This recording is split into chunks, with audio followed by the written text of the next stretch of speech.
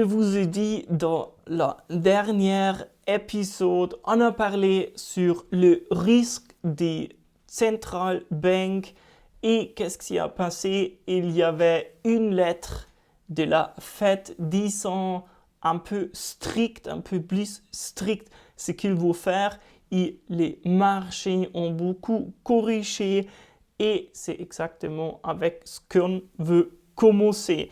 Alors, comme vous pouvez voir ici, ce début, c'était le pire, le plus mauvais début d'année de bourse.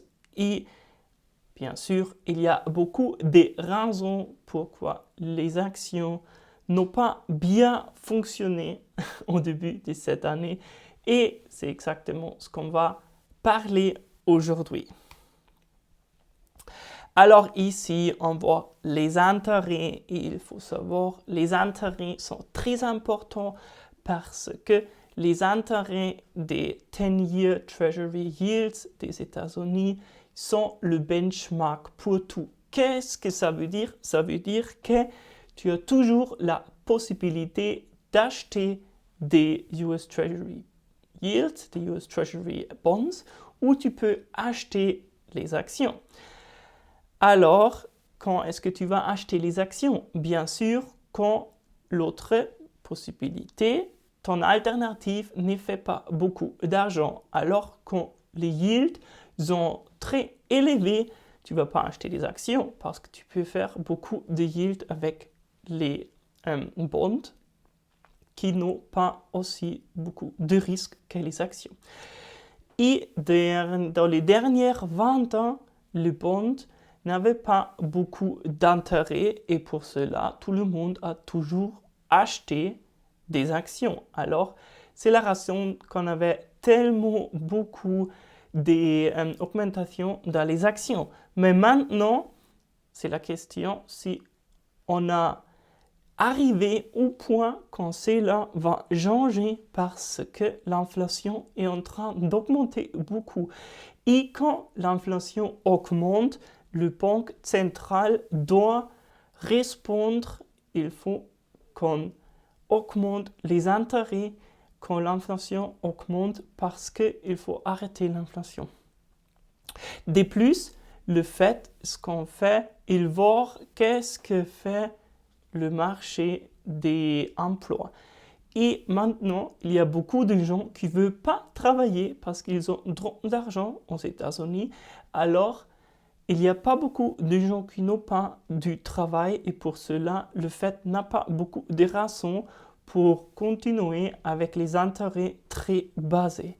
Et pour cela, il y a beaucoup de risques qu'ils vont continuer augmentant les intérêts et cela va faire beaucoup de problèmes pour les actions et aussi pour les cryptos. Ici, on peut voir les dernières années, il y avait des profits énormes. Si dans les dernières 5 ans, tu aurais doublé ton investissement. Et bien sûr qu'on a tout fait ça, on a investi beaucoup de temps, surtout on a fait beaucoup d'argent avec les crypto-monnaies, mais ce que je veux que tu comprennes et que tous les profits que tu as fait, tu ne les as pas fait parce que tu es un génie, je ne les ai pas fait parce que je suis trop intelligent, je le fais parce que le central bank le fait parce qu'ils ont emprunté beaucoup d'argent. Et maintenant, on a les risques qu'on arrête à emprunter l'argent. Et ça, c'est très, très dangereux. Il faut savoir que quand le fait arrête d'emprunter l'argent, les marchés financiers, les cryptos et toutes les actions ne vont pas continuer à augmenter. Ici, on peut voir que comment est-ce qu'ils répondent les actions, les investisseurs. Les investisseurs, ce qu'ils font, ils achètent des value actions. Ça veut dire des actions qui ne sont pas growth. Il faut savoir qu'il y a des actions différentes, comme toutes les actions des tech, qui normalement sont growth, et il y a des actions comme value. Par exemple, Warren Buffett, il achète seulement des value stocks. Ça, si tu me demandes mon opinion, je te dis qu'il faut faire attention parce que toujours quand tout le monde fait une chose, tu ne peux pas faire beaucoup d'argent avec cela parce que le prix ont déjà réfléchi cette information. Alors, il faut toujours faire des choses que pas beaucoup de monde fait. Tu peux, par exemple, maintenant acheter les growth stocks qui ont beaucoup corrigé parce qu'ils ont très, très pas cher maintenant. Parlons sur Krypton, il faut savoir ou il faut être honnête, le Bitcoin n'a pas du tout bien fait des profits dans les dernières semaines. Maintenant, la question importante que tout le monde se demande, est-ce qu'on va commencer avec un bear market? Est-ce qu'on va commencer avec un hiver des crypto-monnaies? Moi, je ne le crois pas.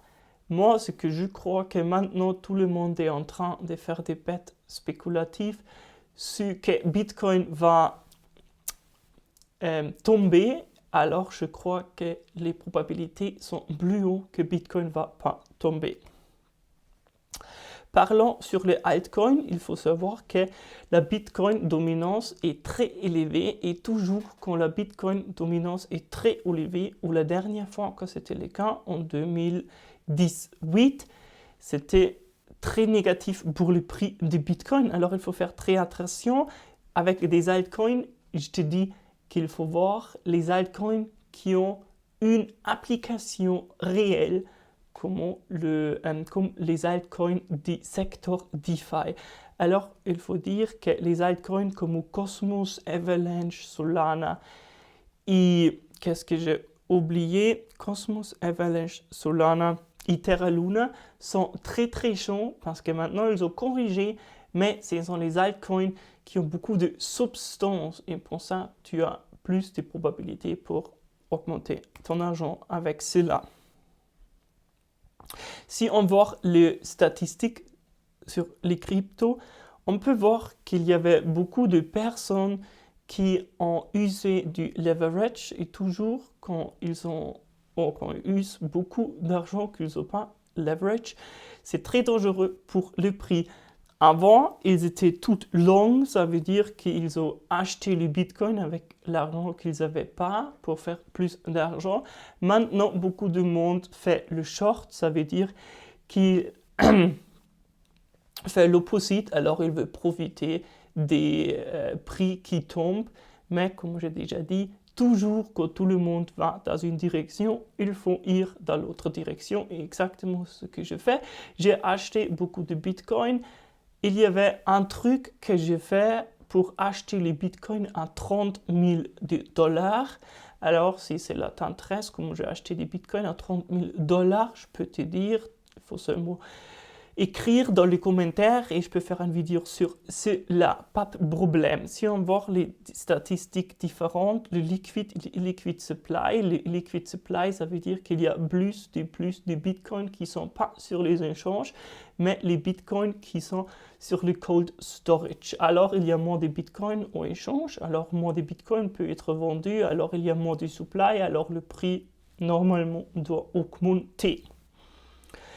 Ici, il faut faire attention parce que si on voit toute l'image, on voit que dans les dernières 12 ans, il y avait 10 ans que le Bitcoin a fait des années positives. Il y avait seulement 2 ans que Bitcoin n'a pas fait des profits positifs dans toute l'année.